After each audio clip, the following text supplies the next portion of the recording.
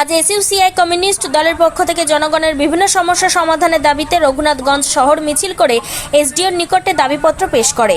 এদিনের গণডেপুটেশনের স্মারকলিপিতে দাবি করা হয়, অবিলম্বে জঙ্গিপুর হাসপাতালে এখনও পর্যন্ত 6,000-এর বেশি জন্ম ও মৃত্যু সার্টিফিকেট ইস্যু করা হচ্ছে না, দ্রুত সমাধান করতে হবে।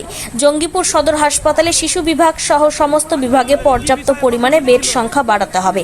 অন কলে থাকা সত্ত্বেও বেশিরভাগ ডাক্তার প্রাইভেট চেম্বারে ব্যস্ত, ফলে দূর দূরান্ত থেকে আসা রোগীরা মুমূর্ষ অবস্থায় আউটডোরে অসহায় অবস্থায় পড়ে রয়েছে। এর প্রতিকার চাই।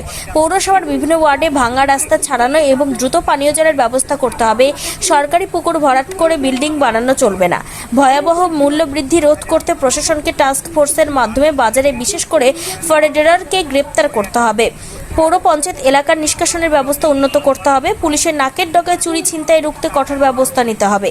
টোটো চালকদের ওপর থেকে পুলিশি হয়রানি বন্ধ সহ 21 দফা দাবিতে এদিন এসডিওর নিকট ডেপুটেশন প্রদান করা হয়।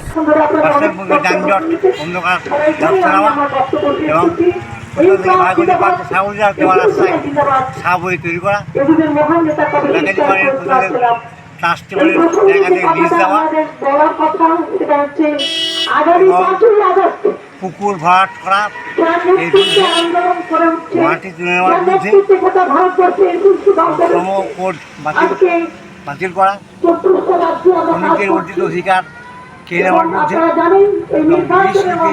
সরকার যাদের মনিটর করা, এইভাবে জঙ্গিপুরে ফিরে দেওয়া, এরকম 21 দফা দাবি নিয়ে প্রাথমিক শিক্ষানীতি 2020 এবং 2023 কেন্দ্রীয় এই বাতিলের দাবিতে স্মার্ট মিটার বাতিল করা দাবিতে ইলেকট্রিক দাবিতে আর মূল্যবৃদ্ধি এবং এই শাসনের হস্তক্ষেপ করা, ফসলের ন্যায্য দাম এমএসপি করা, এই সমস্ত দাবিগুলোকে নিয়ে আজকে আমরা মিছিল করে এসডিওর কাছে, জঙ্গিপুর মহকুমা শাসকের কাছে আজকে আমরা প্রধান দিয়েছি।